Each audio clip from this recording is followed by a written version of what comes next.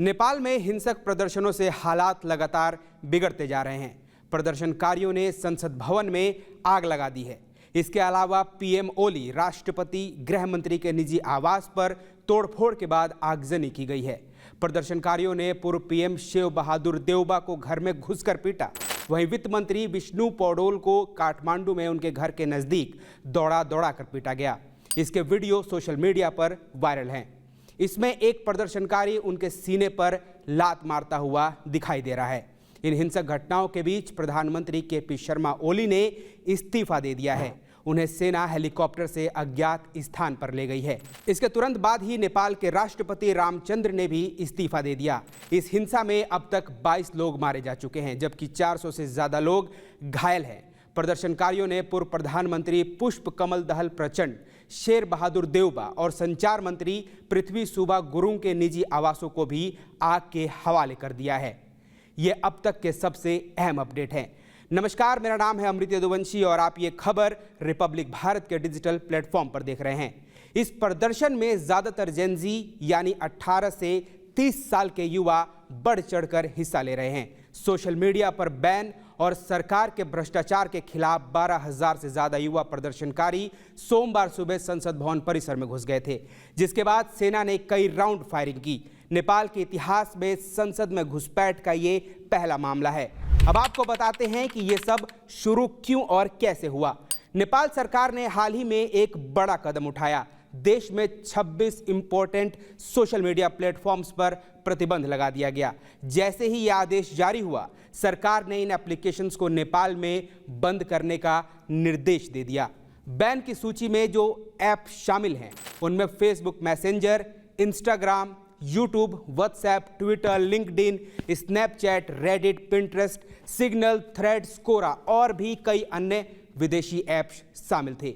लेकिन सवाल उठता है कि आखिर ऐसा क्यों किया गया। साल 2023 में नेपाल सरकार ने सोशल मीडिया को रेगुलेट करने के लिए नियम बनाए थे। मकसद था इन प्लेटफॉर्म्स पर हो रही गतिविधियों पर नियंत्रण रखना। भारत की तरह नेपाल ने भी सोशल मीडिया कंपनियों से मांग की थी कि वो देश में अपना प्रतिनिधि या एक लाइजन ऑफिस स्थापित करे, ताकि किसी विवाद की स्थिति में सरकार सीधे संवाद कर सके।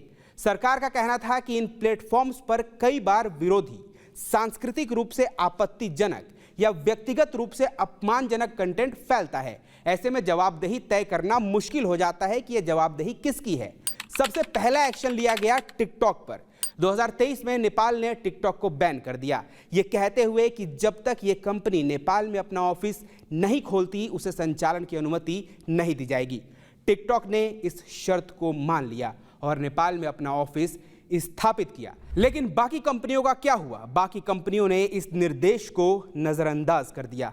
नेपाल की कुल आबादी लगभग 3 करोड़ है और शायद यही बड़ी वजह रही कि इन कंपनियों ने नेपाल को प्राथमिकता दी ही नहीं।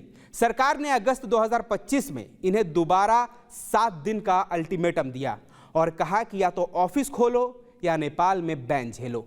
7 दिन बाद बैन लागू कर दिया गया। नेपाल के संचार और प्रौद्योगिकी मंत्रालय ने स्पष्ट कर दिया कि जब तक ये कंपनियां नेपाल में अपना ऑफिस नहीं खोलती, तब तक उनके प्लेटफॉर्म्स देश में बंद रहेंगे। लेकिन जनता का कहना कुछ और है। नेपाल में हाल ही में राजशाही की मांग उठी, जबरदस्त आंदोलन हुआ और यह मांग सोशल मीडिया पर सामने आई। जनता का आरोप है कि सरकार ने सोशल मीडिया पर बैन इसलिए लगाया ताकि विरोध की आवाजों को दबाया जा सके। कई सोशल मीडिया इन्फ्लुएंसर्स अपनी बात नहीं रख पा रहे थे क्योंकि सोशल मीडिया बैन था, लेकिन उनकी आवाज अखबारों के माध्यम से बाहर निकलकर सामने आई। बैन का असर नेपाल के बिजनेस और कनेक्टिविटी पर भी पड़ा। नेपाल की कई एडटेक कंपनियां यूट्यूब पर निर्भर थीं। अगर भारत में ऐसा कदम उठाया जाए तो कई स्टार्टअप्स रातों रात बंद हो सकते हैं। नेपाल की जीडीपी का बड़ा हिस्सा रेमिटेंस से आता है। देश के युवा विदेशों में काम करके पैसा भेजते हैं और सोशल मीडिया के जरिए अपने परिवार से जुड़े रहते हैं। अब यहां कनेक्टिविटी टूटने का भी खतरा था। ऐसे में एक और सवाल निकलकर सामने आया कि क्या सोशल मीडिया पर बैन चीन के प्रभाव का नतीजा है? टिकटॉक ने नेपाल में अपना ऑफिस खोल लिया और अब वहां बिना रुकावट के चल रहा है। लेकिन कुछ लोगों का यह भी मानना था कि टिकटॉक का नेपाल में ऑफिस खोलना एक चाल थी।